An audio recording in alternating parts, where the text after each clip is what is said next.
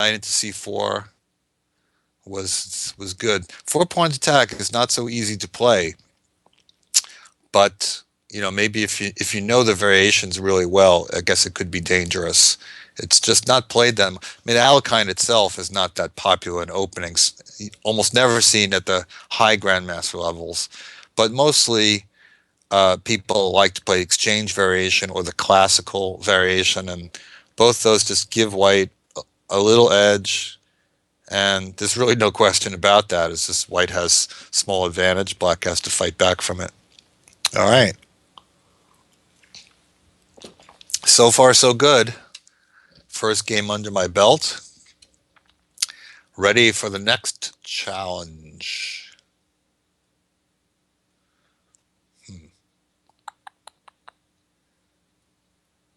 Who's it gonna be?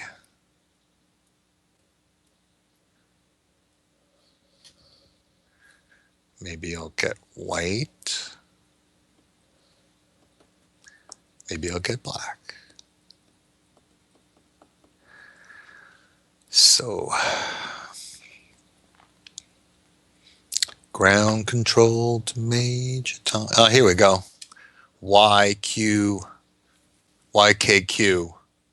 Uh, huh. 2489 seems like an awfully high rating to be playing in Banter Blitz, but, whatever floats your boat.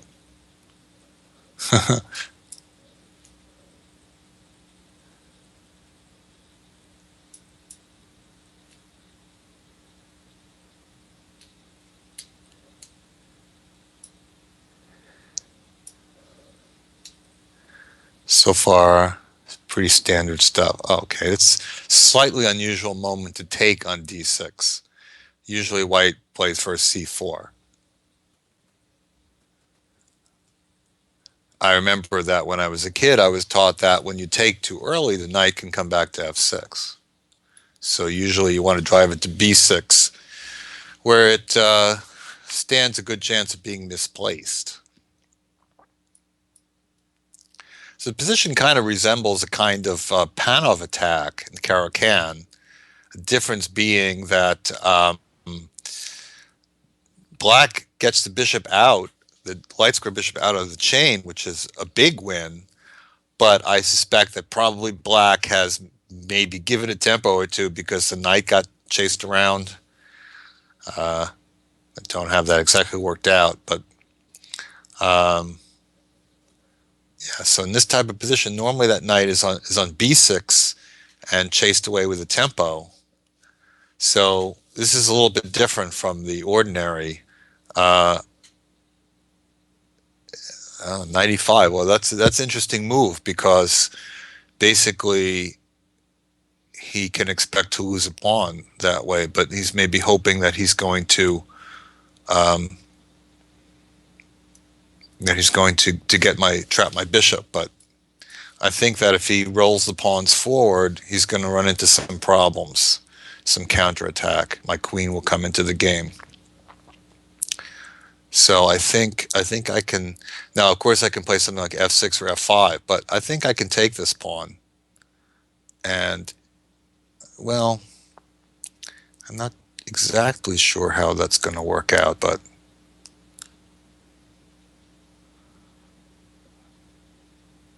let's just take it and see. I mean, the critical question is if he tries to trap my bishop. But I have various resources. I can capture and I have a check on g5, which is going to do something. I don't know. Then he could move. He could block, but I could counterattack. I'm thinking if I should try to throw in the move d4 somewhere. No, it's very complicated. All right, there he goes.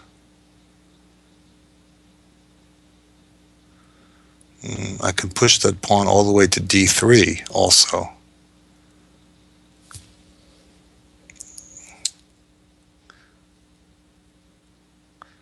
There's something to be said for opening him up. Okay, let me just take that. Should I play d4? Or should I just check?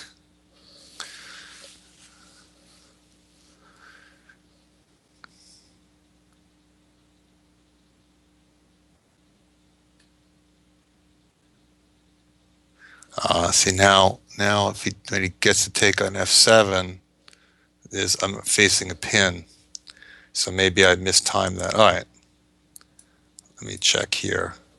Let me start with that move. Well, now I don't have a d4 clearly. Yeah. Yeah, okay, I probably didn't do this the best way. And now, all right, I should just go bishop h5. Took a lot of time on these decisions, which wasn't really wonderful, but okay. I think what I did was okay, not losing anything. I was also thinking about h5, but maybe it's better not to get too fancy. So you can take on d5, and then I would pin. Okay, knight, queen d4. Yeah, that's why it would have been nice to. All right, let me just start with that move. And I don't know if my knight is really attacked in this position. If he takes with the pawn, maybe knight e4. Yeah, knight e4. Oh, that's nice. That's the timing. I had to do that one first because otherwise knight takes e4 would hit my queen. But now knight takes e4, I have in between check. So now I'm getting a good position. He can try to use those open files, but I think I'm going to use them more effectively. Okay, I just saw that stupid light went on. I always hate that. I'll have to ask Sandro if I can change that setting because I really, really hate when that stupid light goes on. It's very, very disconcerting.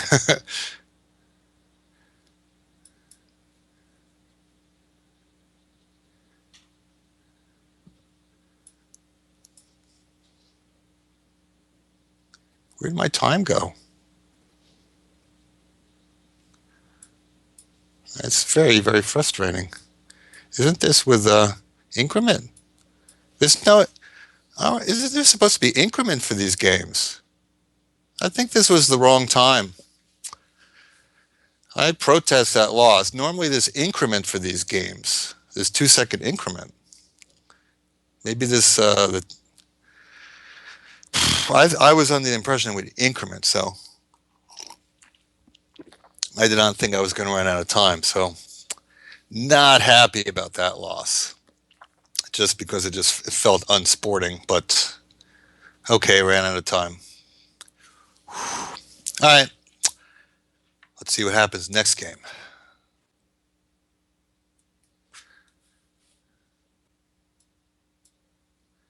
Blitz Maniac 2360.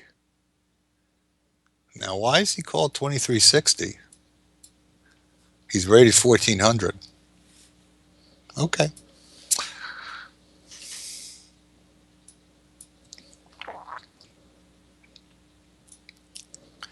So he's going Polish defense on me.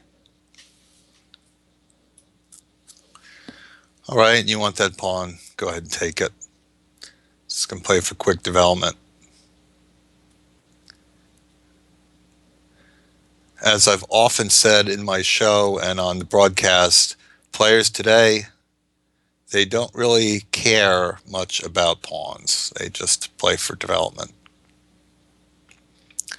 Uh-huh. Can I go d6 here? Let's see.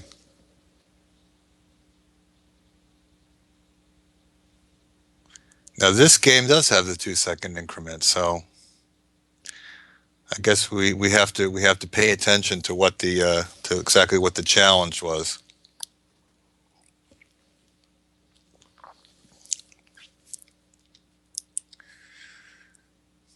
Yeah, so if he takes this pawn e5 as a fork, well, I think that's going to cost a piece. Uh-huh.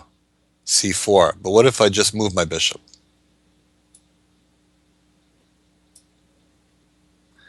I don't think he's going to squirm out of this.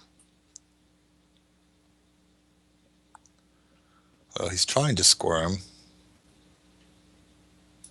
I think I'm going to demand a piece. He's got 2 attacked. He's got nothing left to attack. He can trade. Ah, well, I think that's developing my knight. I think I might have played knight d5 from him, but okay, now let's see, extra piece, dark squares. Oh, let's go for the dark squares. Going for the dark squares. Ah, Early resignation. Yeah, okay, it's an extra piece. He did have two pawns. I think you guys should play those ones out, What the heck, because there's a good chance something can go wrong in the opening. See, get your money's worth. Just, you don't have to play on with down a piece if it's just a piece and nothing else on the board. But I would say have fun. Okay. English for, let's see, cap 78 red. Cap 78 red.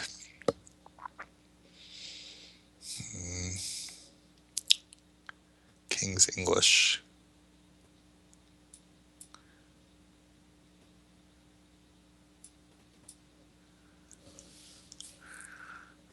So I gave up my bishop to double the pawns. It's something I like to do. I admit that I don't use my bishop. I don't. I give up the bishop pair a lot. It has to be said. But now what is Cap 78 doing with this strategy? He got the bishop pair and he just traded his good bishop and now he's walling in his bad bishop. It's kind of strange. Okay, so good players don't know what to do. They throw up their rook pawns. Let's just wait a little bit here. H3. What is he up to? All right, let's get kind of fancy here. Maneuver my knight to c5. Oh, oh. Cap 78. Nice. Uh-huh. Well, all right, well, let's see what actually happens. Let me take that, let me give that exchange and see what happens. Yeah. So, because I'm getting a couple pawns. In my book, when you get two pawns for an exchange, you're actually slightly ahead. Now, of course, it's very position dependent, but it's sort of like other things being equal. All right. All right, let's go ahead and trade that. Put this knight on c5.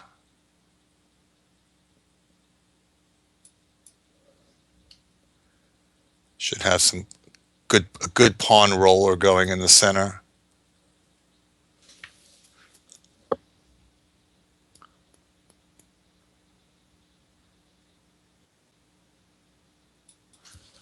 Let's roll those pawns.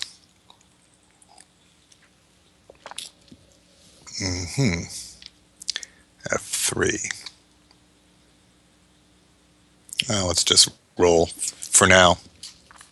I can think about how I want to push these guys.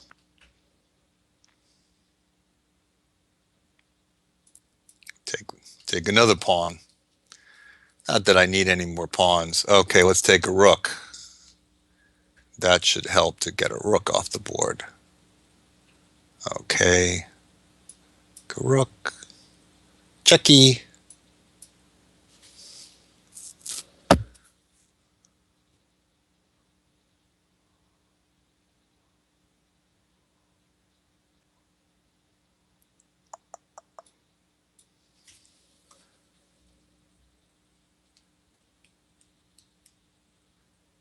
Doot, doot, doot.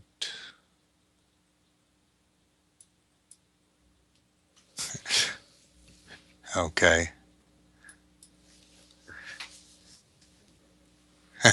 I actually didn't do that all that clever because he could have gone king e2 because his rook was covering d3. I think he just played. I think that last move was a bit of an accident for cap 78 red there because now the pawn queens. But okay, interesting. Knight d4. Well, clever shot. I didn't even think of that. I didn't see that coming. But I always say, tell my students all the time, one of the challenges when they get to the master level is to start appreciating exchange sacrifices, because my experience, that's something that isn't really appreciated until you get to be the master level, maybe higher. People know about exchange sacrifices, they read about it, but they tend to not to look for them. And they have an instinctive aversion. They think that, just I can't sacrifice an exchange unless I see what I'm actually, what I'm getting, like I'm getting a mate or I'm winning pieces back. This is pretty aggressive formation for black, like an Austrian attack with colors reversed. I can't believe that's any good. All right. I mean, with colors reversed, it's an interesting variation, but with an extra tempo. But I don't think this is going to work. Let's see. Should I just play knight? All right, let me take. Start attacking the center. This is Nezhmedinov, 123. Nezhmedinov. He was a great player from the past, and he played one particularly awesome game where he sacrificed his queen for an attack that he's quite famous for. But this Nezhmedinov, okay, well, I've got a lot of pressure on the center. He does have this F file that he's maybe trying to get down to F2. But you know what? I think I can just let him get that F2 pawn, because I think that after I step out of the way, he could have some trouble in the center, maybe losing another pawn. So unless he has he has that move. So he kind of cemented in that bishop. Okay, that was a smart move, I have to say. Okay. I may need to be able to trade that guy later. Yeah, there is some level of risk for me having that bishop there. But for now, I'm a pawn up, and knight coming to d5 or e4. I'm not sure, depending on what he does, I guess. Probably will develop his bishop somewhere. Okay, he goes for the most aggressive square. He wants to attack me. I don't know what I ever did to him, but okay. Let's go in. So I'm looking at 97 check if he lets me, and hoping that it will bother him.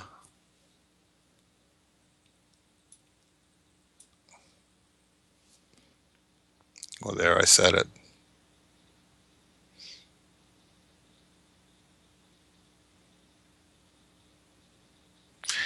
Yeah, he might have been able to play king f7, actually. Okay, give a check.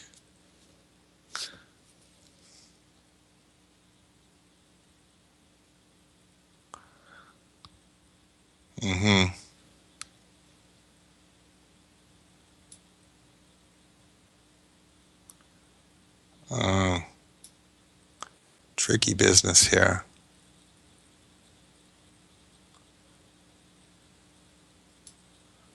I really have to be careful.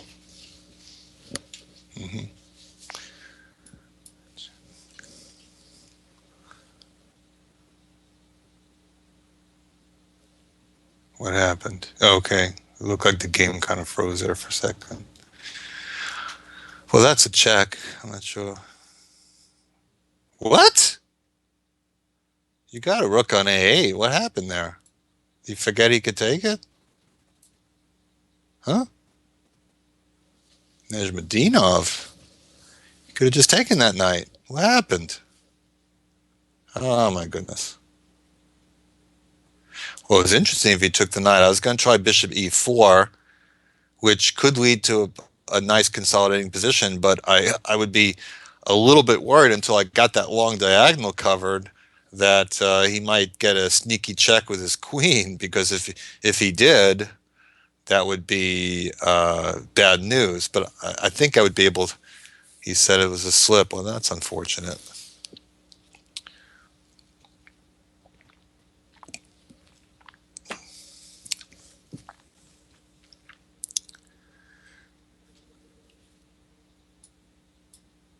And mate, like the Kramnik mate, yeah.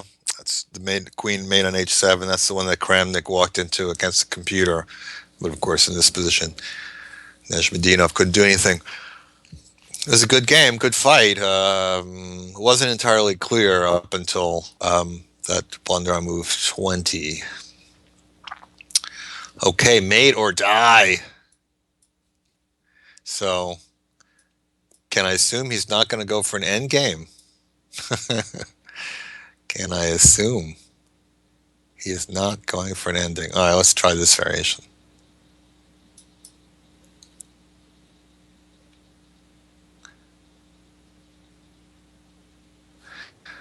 A favorite of the Irish Grandmaster Alex Baburin. C6. Okay, so chop and trade like I'm a merchant. I just want to trade.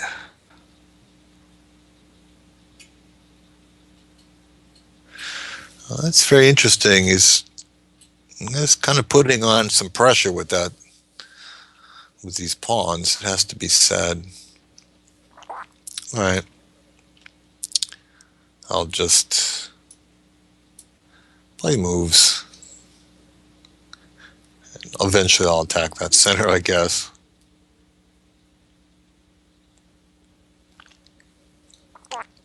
Never really thought of playing knight c3 in that position, but it doesn't look so bad what he's got here. He's going to try to mate me, I suppose, or die, trying. Hence, mate or die. All right, let's just tuck my king, and then what? Maybe c5. c5. Break it down. I don't think he'll take it and give himself triple pawns. But right now he can't defend the center as efficiently as he'd like to. Maybe step up. Yeah, okay, he lost tempo with his bishop. He couldn't just bring his rook to the middle. It wouldn't cover it. Yeah, how can I take advantage? Bishop on d5. What does that do? I don't know, really. Even with that tempo, I'm not sure. Maybe I can attack this pawn on c3. How about that one? Attack the back pawn. It's all about that base. About that base.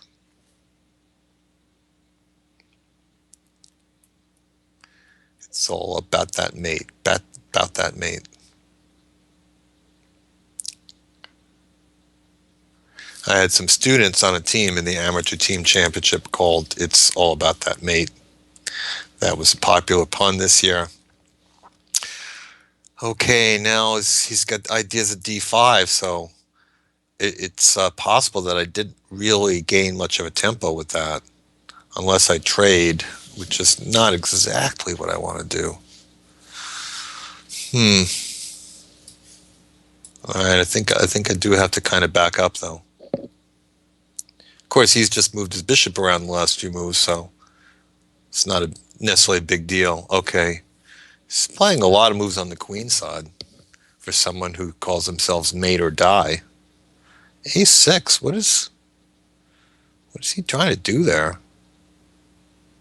Should I worry about that? I don't know. Let me just, does he want to win an exchange or something? Maybe he wants to win an exchange. All right, I'll just go b6. I don't think I need to, but I don't think about it anymore. I probably could just take on d4.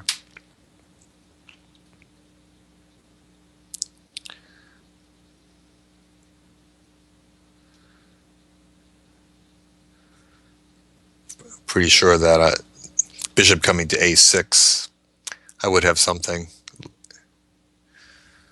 Well, he doesn't seem to really show much interest in defending this pawn on d4, and I'm not really sure why, because there's another one behind it. Uh, okay, let me move that one out of the way. As much as I like exchange sacrifices, I'm not really sure why I need to sacrifice the exchange when I can take all these pawns for free. Now I'm tempted.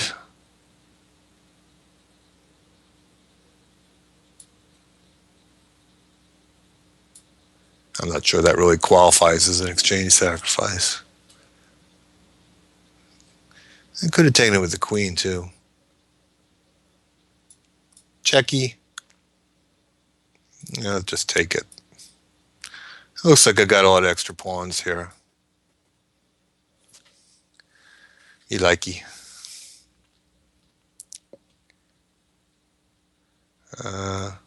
Okay. I'll be a merchant.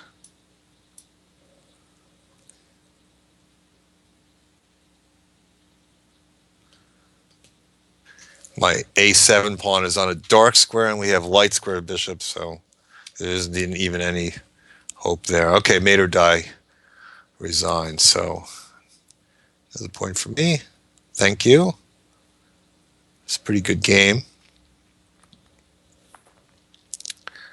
I'm not sure why he didn't just put his bishop back on e3 to defend the pawn on d4, because it would have taken me a while to get something going. That deep pawn was really holding up his position. After I took it, things kind of collapsed for him. Who's next? Very nice. Aaron Trobo. Wow, the Dutch defense is just really popular these days, isn't it? Let's see if I can make him sorry for weakening his king position. This is a tricky line. I'm not sure that he knows it. Normally, in that position to d3, black doesn't play knight f6. d6 was traditional, and then knight c6 I think is the more recent move, but I think this position is big trouble for black, because this is an improved form of a pawn set of the Pearce-Lissington gambit, or Lissington, maybe it's pronounced. But yeah, this is just not a good position for black. Now white gets everything back, and kind of ugly position for black.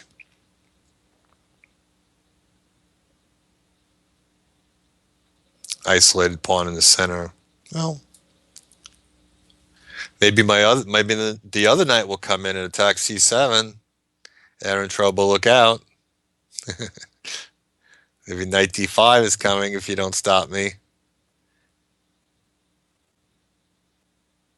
Kick me back. Okay. But now I get to take that pawn without losing any time. I'm good with that. I'm still thinking about coming in with my knight.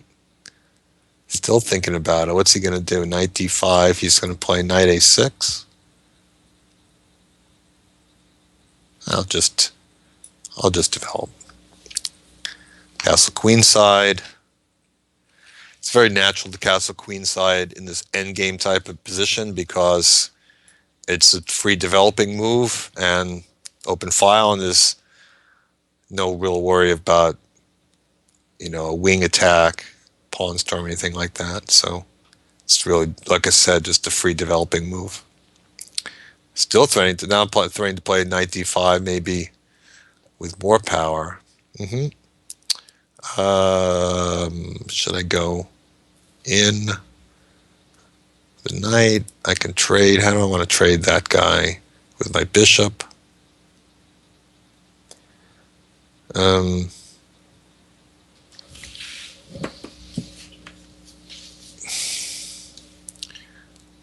Yeah, maybe I'll just mass in the center. See what he does next. Maybe think about trying to chow down on that e5 pawn. It's kind of what I like about putting the rook on e1.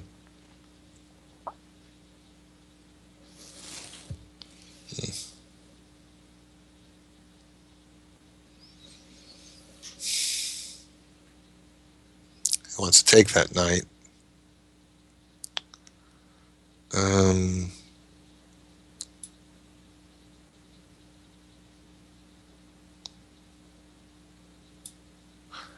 let's go this way now. I was thinking knight d6, but now after my last move, maybe I'll set up to take his e5 pawn, which I think is going to go. You can try to take on e4, and then I probably just... Ah, okay. He took there. Now, hold on. Knight d6 check. Knight d6 check, I think, is going to maybe win some stuff. Well, let's just go ahead and do it, because it's gonna get me... It's going to take the bishop with a discovered check, which has got to be... Well, maybe it's not as good as it looks. Not as good as I thought it was going to be. Not as good as I thought it was going to be, but he can come up and go for my knight. Huh. Yeah, well, he didn't want to be double checked, but now I just take this, I just win a piece. He had to come up with the king, and that way, when he come out of the check, he'd come and attack my knight. So he could have had the bishop of the king on f6, and he takes the knight on f5. It actually keep material equality. And then I think about rook d6 and mating that, but well, there's a big difference between that and being up a piece. This one is going to be a simple matter of technique. Let him have a check.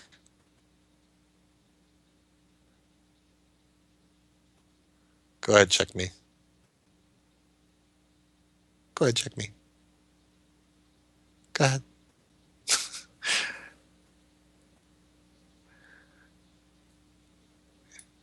You always want to get one in if you can, right? Okay. I defended everything. Oh, there's a little bit of a tease there. Now I'm threatening a little forky, little skewer action. A little skewer action. I did say it. Is that fair warning? Thank you, Aaron Trobo. Oh yeah, that was that tricky Dutch gambit. Very important for Dutch players to know all these. That's one of the big problems with the Dutch is that aside from what you think about in the main lines, you have to be prepared for any number of gambits right from the beginning, because you're opening up your king on move one, and a lot of them you can deal with okay, but you have to kind of have a plan. And that one, if you, I think after knight f6 e4, already I feel like White's getting an advantage, and definitely he should not take on e4 and open up my bishop. Speaking of bishops, this is dark bishop, so he likes his bishop from the dark side. Speaking of the dark side, a couple of weeks ago, I went to see the new Star Wars movie. I'm not going to tell you what happened in case you haven't seen it, but it was the first time I saw Star Wars in a movie theater, believe it or not, even though I was, like 12 or 13 when the first one came out. I just never went to see any of them. Speaking of which, it looks like Dark Bishop just froze. What'd I do? Hope that's not me.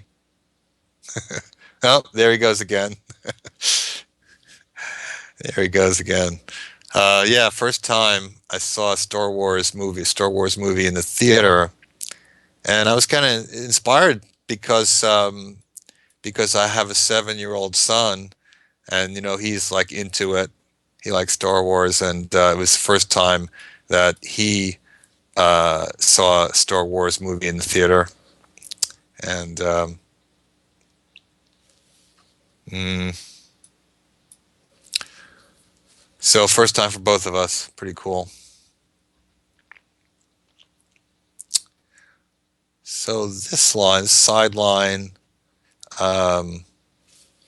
kind of useful for kids to know if you play the not only the Alkine but the Scandinavian with two knight f6 because a lot of kids answer with knight c3 because like if you've never seen the opening before, it's kind of a natural move. Now bishop g4 runs into bishop f7 check, so not the time for the pin, but black has easy enough development here. And an idea that I may go knight a5 and go after that bishop. Huh. That's interesting. I wonder if this is more to save the bishop than to go after my knight. It's an interesting idea because if I go a5, then I can't do that. But all right, let me try knight a5. Of course, I'm giving up some pressure on the center, but certainly if I can get that bishop, that's good. Maybe even go bishop b4, and then there's some possibility that that bishop could get really locked out of the game on a2. Well, it's going to let me take. He's going to let me take. Well, you know what? Let me go bishop b4. See what shakes out with that. Okay, so he's just letting me take everything, or trade everything. So now it's sort of tempting to go the other direction and actually just take this knight and then try to play with a blockade on the light squares.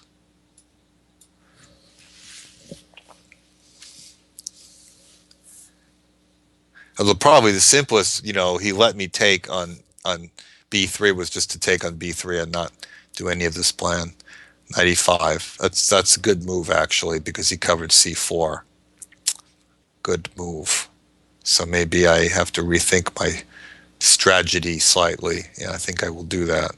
Anyway, let me make some moves. I do all this talking. Sometimes I do a lot of talking and not a lot of moving. And then I run low on time and that horrible red light comes on.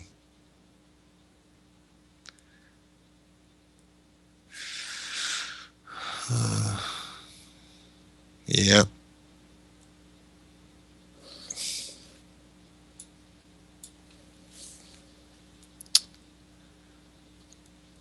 Yeah, okay, now I have to start taking things. All right.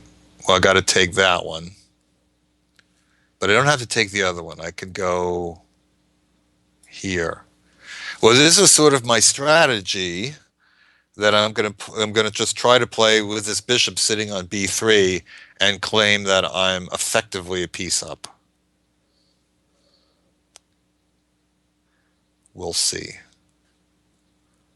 They can go d5, but that pawn is pinned, so I might just be able to win that pawn. Also, I can chase back his knight. Yeah, I can. I think I'd be able to win that pawn.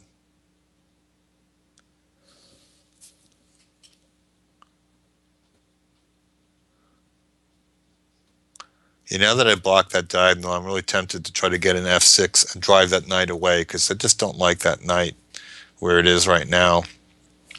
If I kick it back, I feel like he would have pressure. But he has to worry that maybe I'll just take on d4 and try to win this pawn on c4. So I think this actually came out really well. I could have just taken that bishop on b3 to begin with, but I think that this strategy is coming out well. Okay, I'm just gonna drive that knight back. I don't necessarily need to, but I don't think f6 will be too much of a weakening because he can't really attack e6 so easily because his bishop is blocked. A knight d3. That's a good. Now I can take it. I can take it. Um, hmm. Oh, I do have to move though. I'm just going to defend it.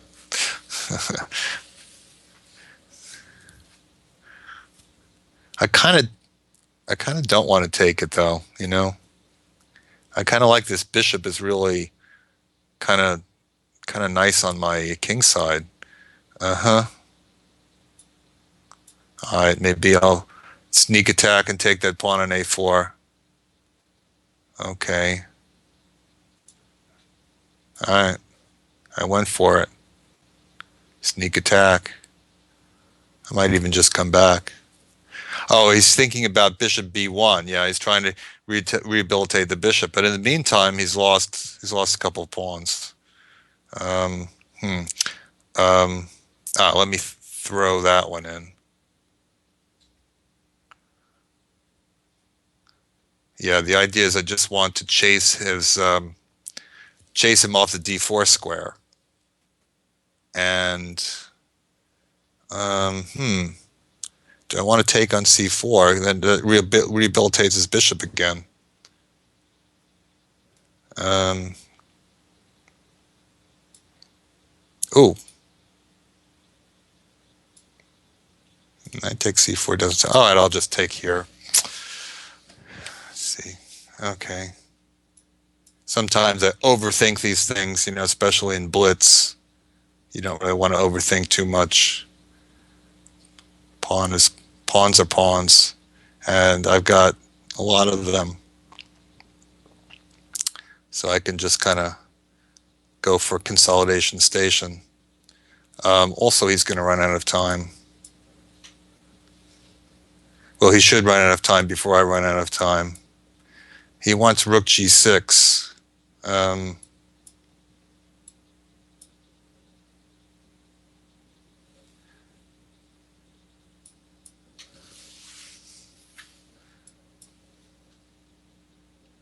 all right, let me just keep taking things. Okay. Keep taking things. Checks. Keep taking things. I'll give my queen just for fun.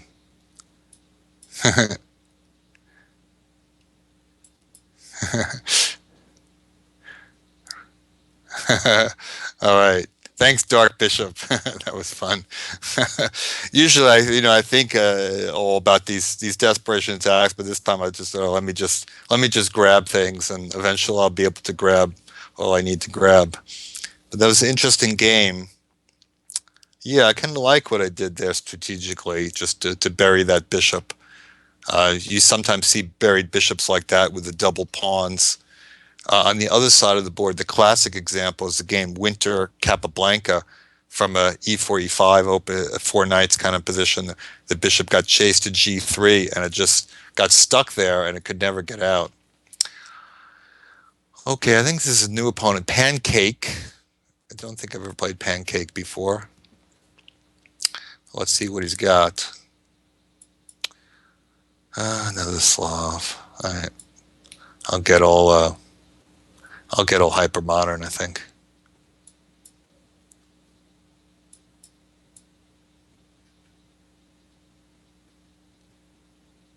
Pre-move.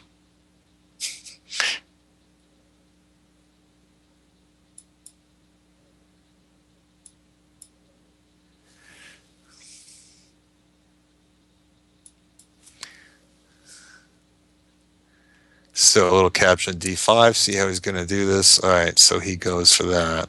All right, so this is a very common theme in the King's Indian attack in these solid pawn wedge openings for black is to trade on d5 and then go for e4, because then black doesn't have as much coverage in the center. Of course, there are downsides to it as well. But if you try to play c4 and e4 without a trade, then usually black trades in the center and then puts the pawn on e5, and you get a big old weak square on d4. Now, am I pushing too fast in the center here? Is the question.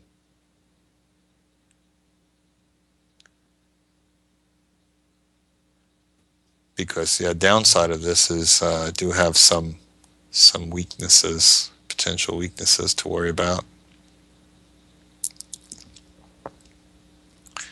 He can move that knight f6 to hit my knight, but then he won't be hitting the pawn on e4. Yeah, so this is a move to be a little concerned about.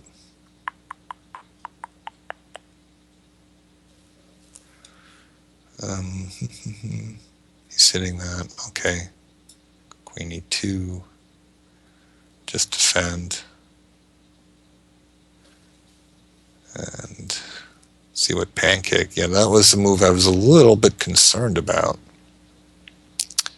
Truth be told.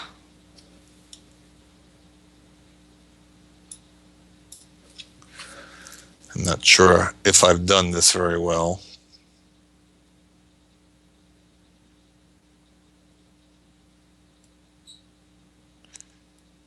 Yeah, maybe I should have just defended my e-pawn, like something like f3, and then just take on d3, because now I'm not sure what my next move is going to be. I have to admit, I've kind of boxed myself into something a little bit.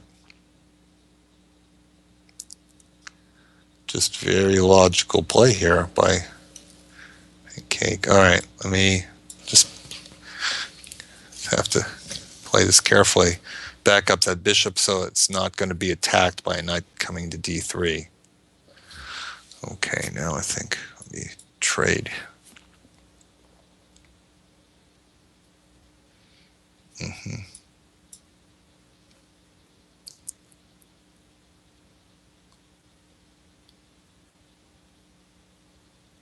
Yeah, in hindsight, I wish I'd played this a lot slower in the center. Quite a bit slower. I don't really care for my position. Oh, this is the kind of position that I play with black. This is definitely the kind of position I have with black.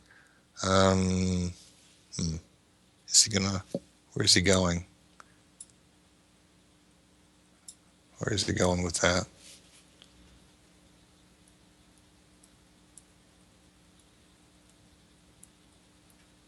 Does he want to take that knight on h4? Does he want to take on f2? Sacrifice? Well, as long as a rook doesn't sneak into the back rank, I think it'd be okay. Okay. I think I'll go in now. Yeah. Well, yeah. Okay. So he can take that. Well, his bishop is a little walled in, but if I go back to f3, something I don't like about that. Yeah. Okay. Well, he's putting a lot of pressure on here. Bishop f2 or f2. I don't know. Well, I kind of want to chase that bishop away. Yeah.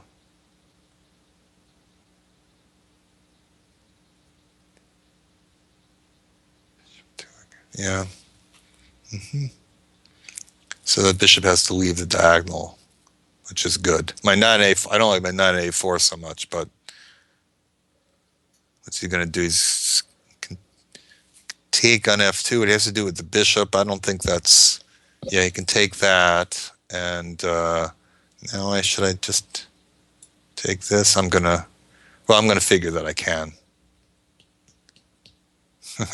I'm just gonna assume that I can. Yeah, I think I can. If he takes any bishop desperado, oh, okay, I would take on d3. All right, so trade. I see the light at the end of the tunnel. This looks like it's starting to kind of work out. All right, let me just pull this bishop off the back rank so it's not hanging. Yeah, now I can start to crawl out. Okay, now you know what? Let me just offer some trades here and play with two bishops. Also a big advantage on the clock. Let's just go bishop e3. Maybe I'd take a pawn. Ah, he's got a counterattack there. All right.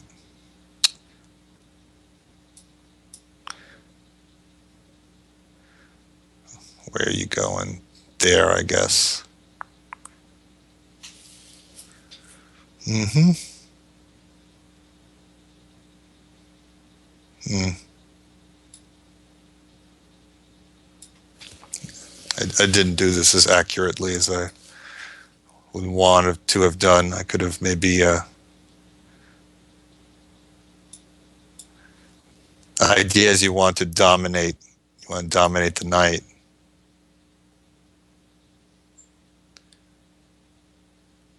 I don't feel like I really got it under control here. He's got too many squares.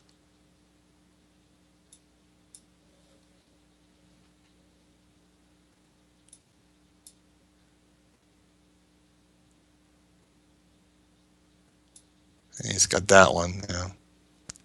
Okay.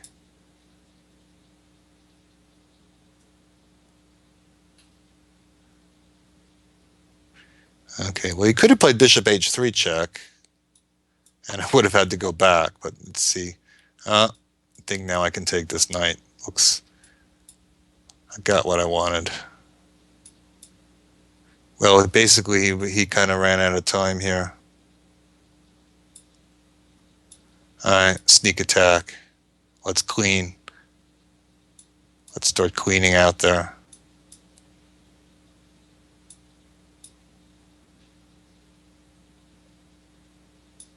Check. Blockade. Start running guys. Um,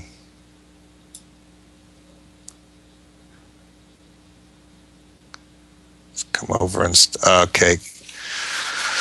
Thank you, Pancake. Well, that was really a thought-provoking game. I had to be very careful. Rook A1, Bishop A1, trade. I had to be very careful. Okay, Abbas Child 1175. Sorry, that's just rating 1175. Abbas Child. I think a new opponent here.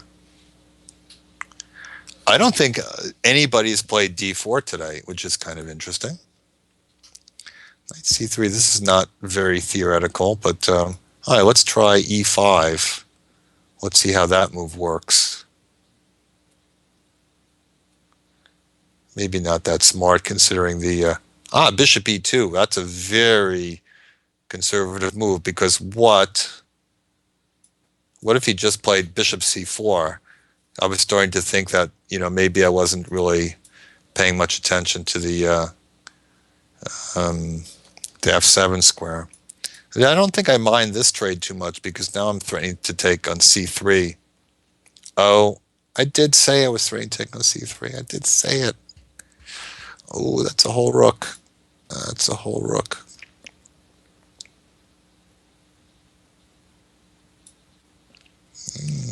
And I came right out. I just stole everything with that bishop and I came right back out.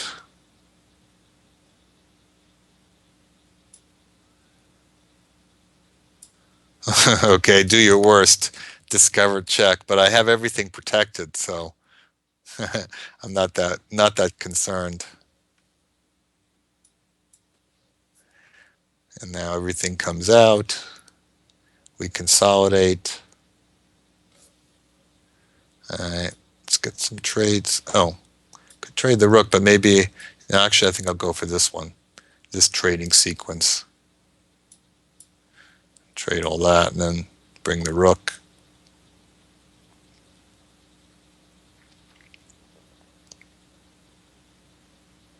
Interesting. All right, I'll take the rook.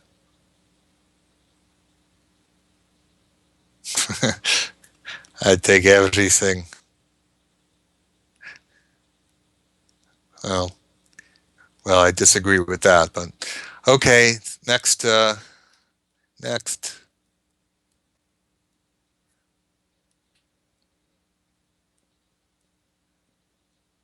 Thank you for playing Abba's Child. Cliffs 37321.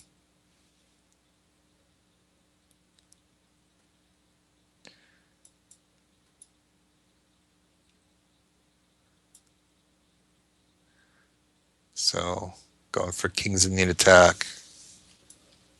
I find that, below the master level, the King's Indian attack can be very tricky because a lot of players kind of get transposed out of the variations that they like to play against d4.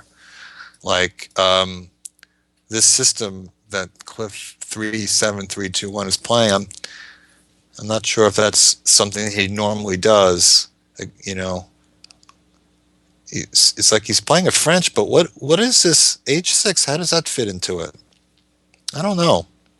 I don't think that really does fit into the grand scheme of things, but I am going to just play some normal stuff. Okay, let me do the normal kind of business. Set up for the king side. Oh, I get it. He No, I was going to say he wanted to play g5 when to defend the pawn, but no, that would be a little bit too much, right? Yeah. Okay, so this is going to be a nice little attack on the king side coming up. I mean, usually when you're getting attacked like that, you kind of want to be stingy with your pawn moves so that to not set up targets. A6, also a very slow move. What's A6? I don't have a piece that can go to B5. So what would you need A6 for? Just play B6. hmm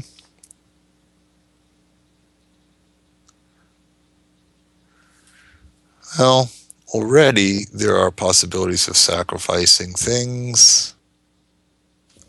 Now, let me just build up again. I think that queen D2 will contribute. I think I'm threatening to do some kind of damage on the king side. And then queen c7, that's the kind of move that'll, a lot of players think, developing my queen, attack the pawn on e5, but what? I have that covered, don't I? I would say I have that pretty well overprotected, no? What am I missing? I mean, I could take it pretty much any way. A pin? It's not really a pin. All right, not really a pin. So I keep taking. Okay, keep taking.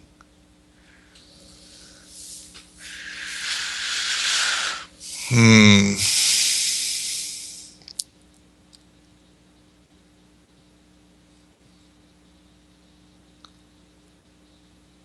Tempting to sacrifice something here.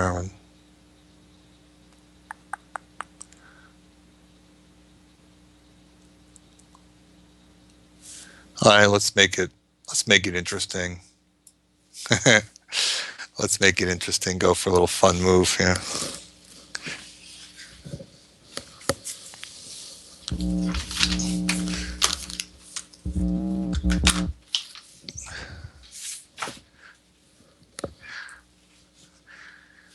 Right. Now give this knight.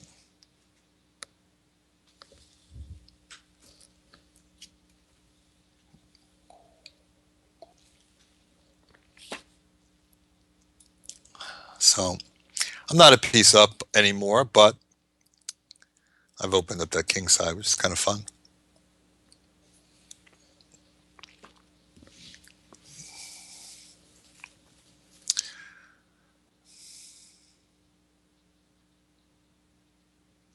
Mm.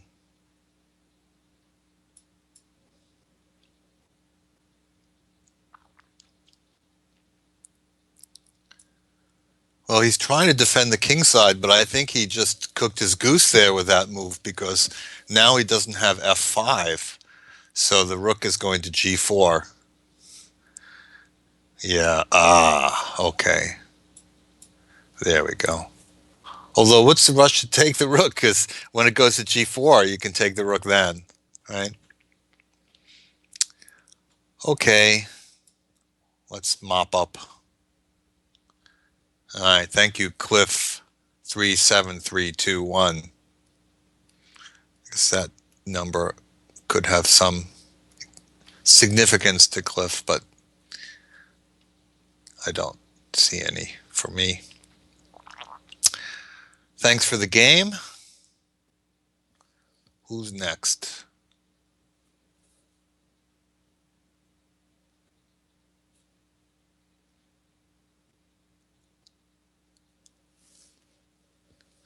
El Topo. You're welcome. I wonder what topo, I guess it's Spanish. I don't know what topo means, but what does El Topo mean? Anybody?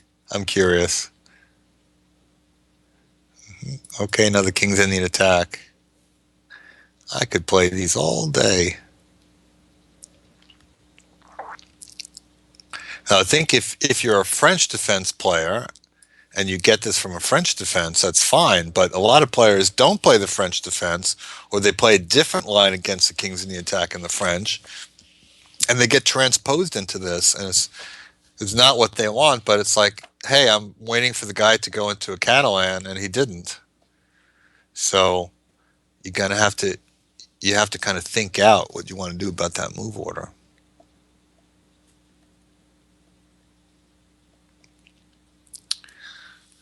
Hmm. E5. Well, I'd say about that is that if he wants to pawn an e5, why didn't he put it there to begin with? But okay, so it's like I'm a king playing King's Indian up a tempo and up another tempo because he moved that pawn twice. So I feel like I should be able to do something fast. Maybe try to break home in the center. Uh-oh. D5 is not defended. I think I might be sniffing a tactic here.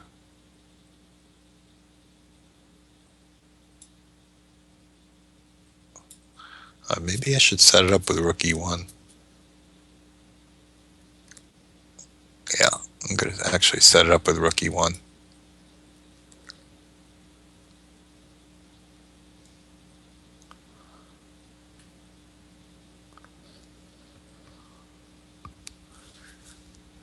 Maybe I outsmarted myself. No, okay. He might have been able to play bishop g4, avoid losing material, but now I play this, it should be even stronger because e5, the defense of e5 is not the issue. d5 is not defended. So I think maybe I gained a little bit by throwing in rook e1.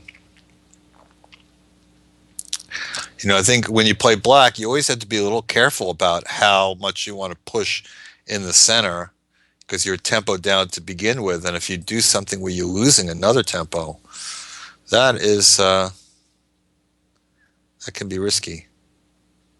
So he's got to go into a little damage control and certainly try to at least get castled and not lose any more material. Now if he plays knight takes e5, I think I would take on e5. Get rid of that knight. That feels a little safer. Yeah, and then that El Topo, you thought a long time, but you forgot about your knight. I think he was worried about queen h5, but yeah, I mean, he could have taken an e5. It's terrible, of course, but thank you for the game, El Topo. Yeah, I think probably should have just developed some pieces before trying to get so ambitious in the center. Okay, I see Tired Dad in the queue again. Polarix. That sounds like a cool name. All right, you're up, Polarix.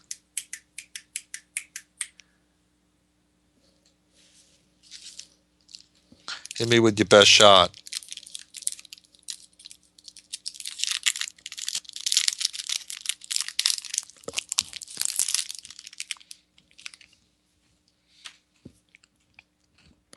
I'm gonna have a snack while I have a lull here.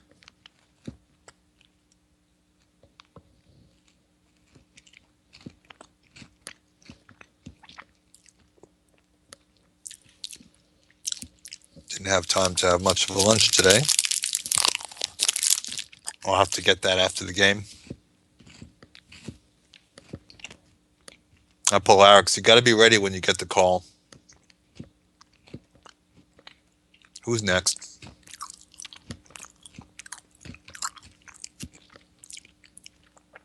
Five knights. Not the four knights, but the five knights. That's innovative. But not you too. Where are you, five knights? Let's have some moves. Everybody trying to give me a break here.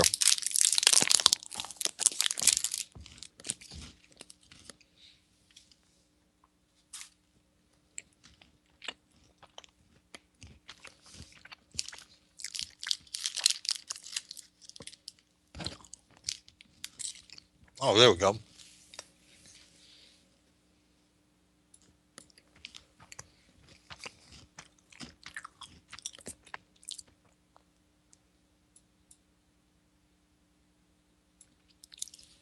That's the first c4 since the first game, but that was a 4 pawn step. E takes d6, I think, is just a better move than c takes d6. Well, a lot of players like to play c takes d6 because it's more dynamic, but I think it's very dangerous. Okay, I think I can sneak my bishop out. With white, I usually try to prevent that.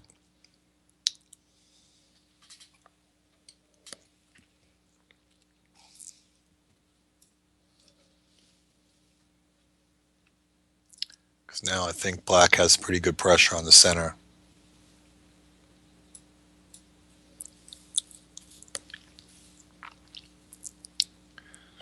Kind of threatening to take the pawn, deep 4 pawn now.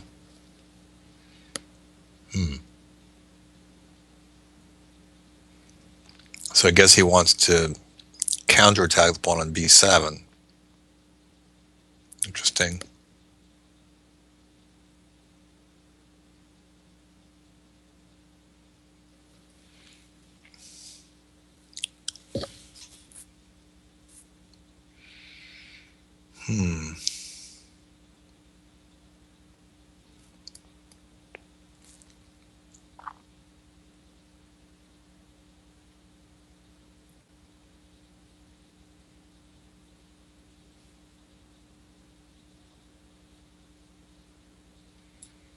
I'll just back up.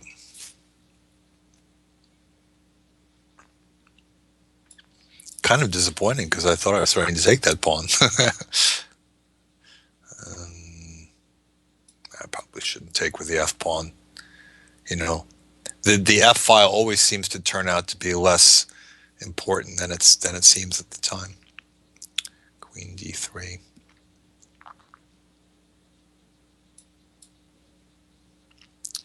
Now let's get some pieces out.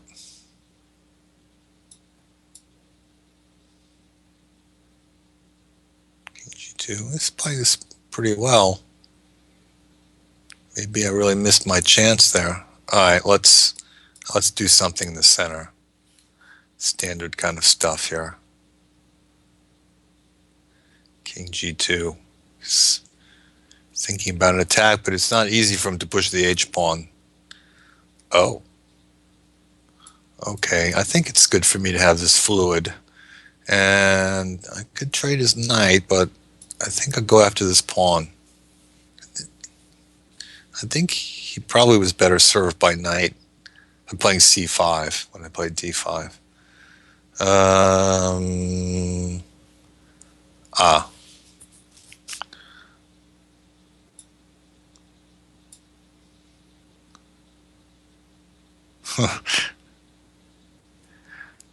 I just realized something. Yeah, I was planning to answer knight f6 with the in-between move knight takes e3 check, but of course it's not quite legal. Ah, well, he could have played bishop h6, and I think he should have. Because now I'm going to keep my rooks. Okay, maybe I should go and take that.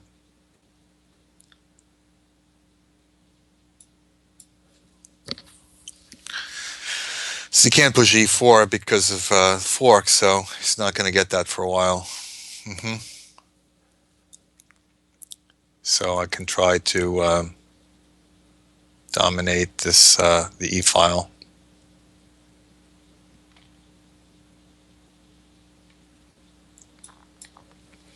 Still going to be some problems if he plays e4. Okay, no queen trade. I think position is collapsing. I'm not going to worry about that stuff. Okay, let's go get you. I'm not even going to worry about the a pawn.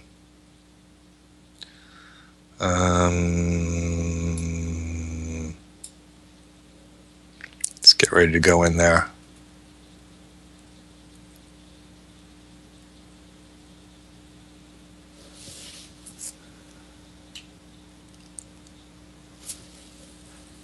feels like queen and knight should give a big attack there, and pawns won't even matter. I think I'll just having a very strong attack. Queen comes to f4.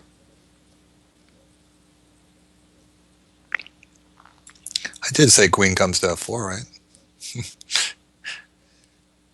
I did not hide my intentions. And now I have this g takes f6 gave me a nice little luft, right? So check on the back rank means nothing. So that's, yeah, okay. So spite check. That's going to be curtains for 5 knights.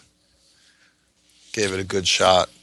Yeah, he could have taken an exchange with bishop h6. I wouldn't necessarily have minded the position that much because I had a pawn and, you know, control the center and stuff. But I did actually, do that by accident because I thought I was going to save the exchange. But you can't give an in-between check when you're already in check. Okay, this is Utsli Gutsli from Israel. That's a flag I recognize. But he hasn't moved yet. I hope that he's going to step up to the plate because I don't think that I played anyone from Israel on this show. I wonder what time it is out there. It's pretty far away. I did get to go about 3 years ago. Actually, I was there also in 1986. Played a tournament in Jerusalem, and went back like 20, more than 20 years later. Ah, there we go. Utsli Gutsli.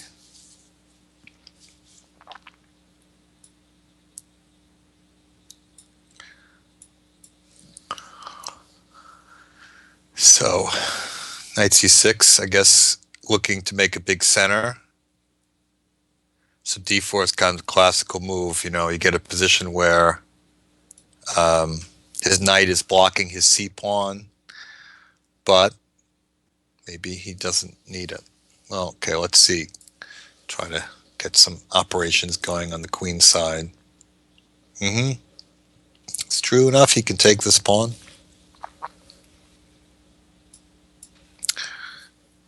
And I might play down a pawn even. Oh, that is really ambitious. That's very Utsli, that move. Because it doesn't look like black is really in a position to hold that structure. You know, sometimes if you try to hold an advanced pawn by weakening everything, it all could come tumbling down. I think that there's going to be some tumblage in a couple of moves. Here it comes. Timber! You're going down. I'm calling timber. Yeah, I think that's going to cost a piece. It's interesting, you know, when I play these flank openings, sometimes my opponents get very ambitious, you know, really trying to refute my openings instead of just developing their pieces and getting castled. Bishop e2. That's clever. I like that move. I didn't see it.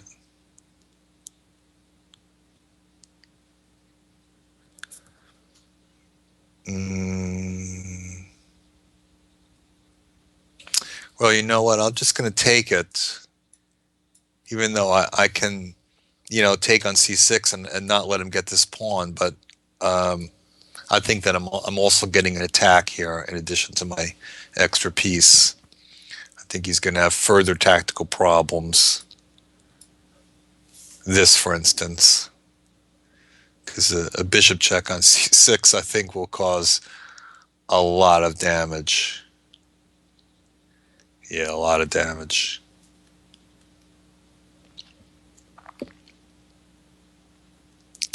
He can try knight c2 here. I don't think that's going to work all that great, but it's a tough situation now, I think. What would I do on knight c2? Maybe go queen a7 and try. Ah, okay. Well, this is another piece, yeah. This is another piece. I could, you know, could trade queens, but I think I'm gonna look for a quicker kill because head in development. Okay, Utsli, you're welcome, Utsli Gootsli. Thank you for the game too. What was that? Yeah, that's B5. Well, when you play a move like b5 to try to hold on to the c4 pawn, you don't do it unless you can guard yourself on that long diagonal. Sometimes a pawn on c6 is good to have, but even with a knight on c6, you can do it, but there was that extra complication of the bishop on g4, so that when knight e5 happened, there was no, well, if he wanted to block the diagonal with knight d5, his bishop on g4 would have been hanging, so that was extra complication. It just wasn't the right combination to try to hold on to that pawn. As I often say, the grandmasters don't care about those pawns anyway, but, when you have to make a lot of concessions to try to hold it, then it's tough. Okay, who's next? I played all you guys already. Or maybe, did I play Polarix? Did he actually play the game? I'm not sure.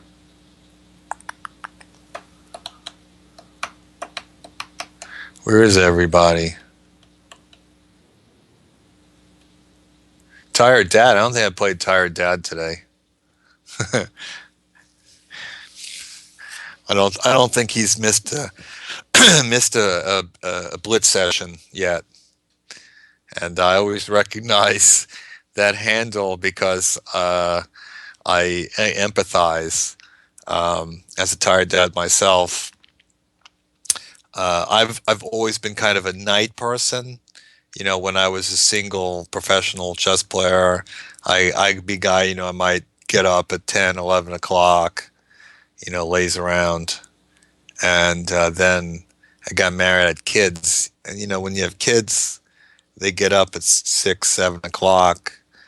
My son goes to school, my daughter to preschool, and so everybody has to get up in the morning, and I never quite really get used to it because I don't go to bed early enough. I can't go to bed at I can't even go to bed at 11. I'm usually up past midnight. I'm just constantly tired.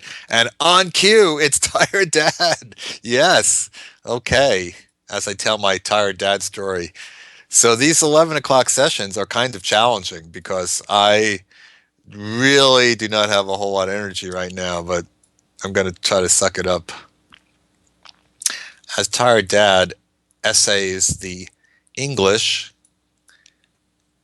as he's got, I think, that the British flag, so I guess the English opening maybe is appropriate.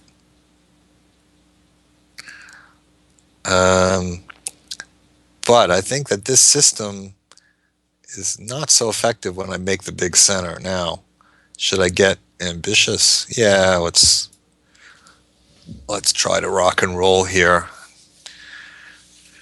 94.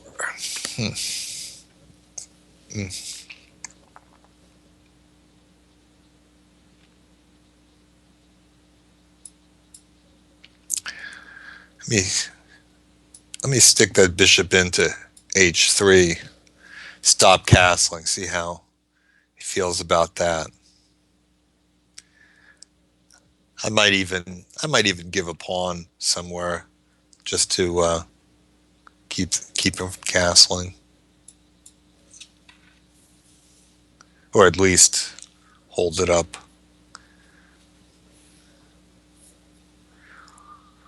Although he may have an effective answer to this strategy as I look at it now. A3. Was I threatening knight b4? I kind of doubt it. I think he should have just taken on d4.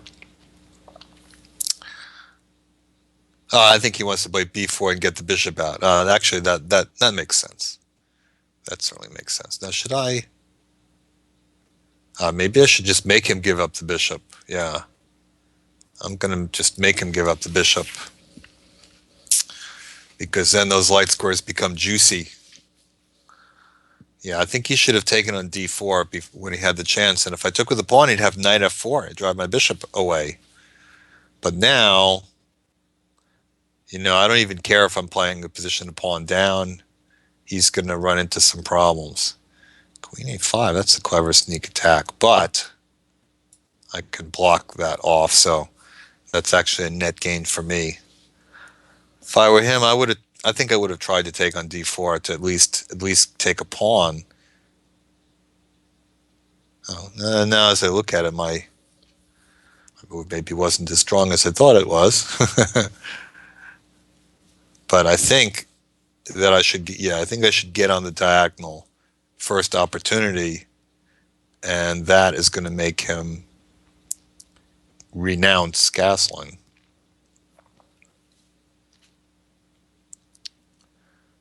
But I'm going to be sporty and not do that.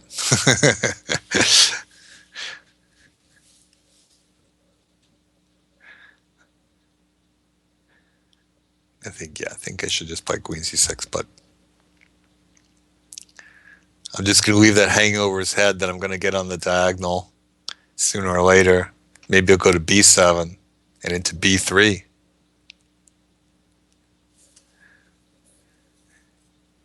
Okay. Uh,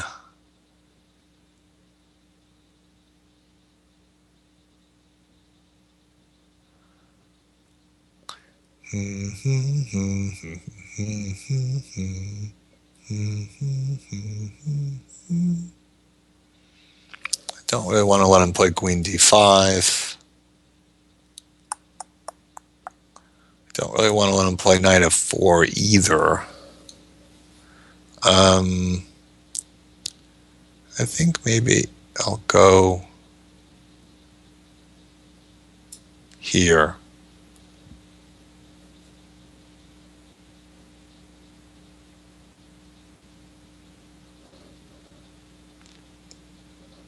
Not a genius move, really, but okay.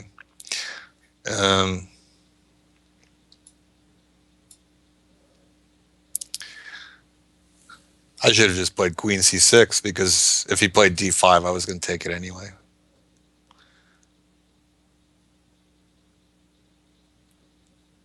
Well, it's still a pretty overwhelming position.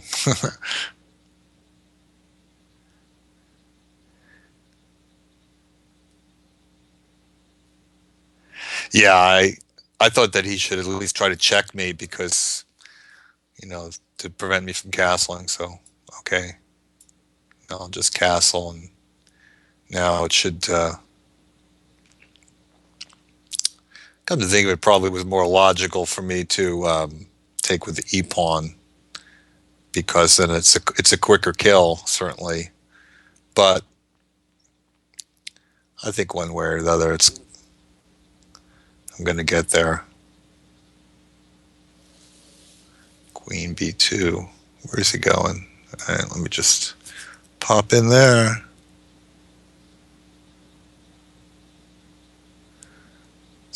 He's kind of trying to cover everything with one piece, and it's going to be pretty hard, I think.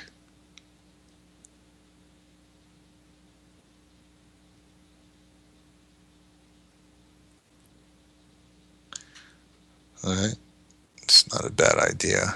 Bishop g5.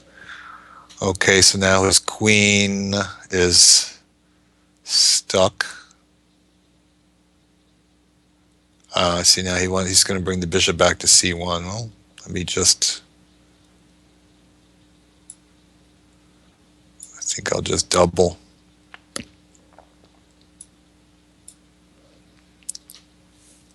Also, his bishop is trapped if I want to go for it, but which I might. It seems like there should be some sort of clever way to mate him on the back rank. Oh. Well, now there is a clever way to mate him on the back rank.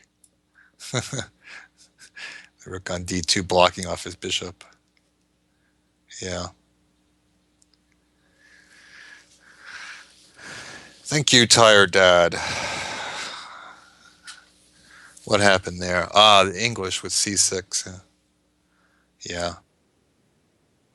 That was the last game. Okay. Well, there was that one game early that I lost, but I'm sort of disputing it because like all the games were with 2 second increment, and that I was kind of, plodding along, and I thought, okay, I'll just make some moves at the end, and I ran out of time. I might, it could have possibly even happened with the increment, but that was so. In my mind, it was a clean sweep, although not technically so. But anyway, that was fun. If you guys hadn't noticed, I was playing knight f3 and knight f6 on every move. The knight f6 became particularly interesting because um, nobody played d4. I did have a couple of Englishes. Not one person played d4 on move one, which was very unusual. And I had all kinds of different openings with white kings, Indian attacks, and readies, and a couple of Dutches. Yeah, some variety. But it's come and gone, and that does it for January. I'll be back, of course, for another Blitz session in February. What else? On Monday, I'll be doing the game of the week. Sorry, the game of the day honors from the Tata Steel tournament, which is starting on Saturday, and you guys should check it out. We'll have game of the day. We'll also going to have we'll be relaying the moves. It's going to be a very interesting tournament. It's one of those bigger than average tournaments now. The top tournaments are very often just 6 players, but this is a bigger field, a very interesting field. It's a good mix of players, a lot of different countries represented. It should be a lot of fun games. I know that I'll be watching it closely. And of course, if you haven't already, buy my book, Liquidation on the Chessboard, uh, Mastering the Transition into the Pawn Endgame. It's a really good book. I'm very proud of it. It's very educational, but also a lot of fun, a lot of almost like problems. These some of these end games. I learned a lot writing it, so I think everybody will learn from it reading it. So you can buy it on Amazon or Barnes Noble or your favorite bookseller. So I don't like to uh, you know push myself, but it's a good book. So there's my little plug.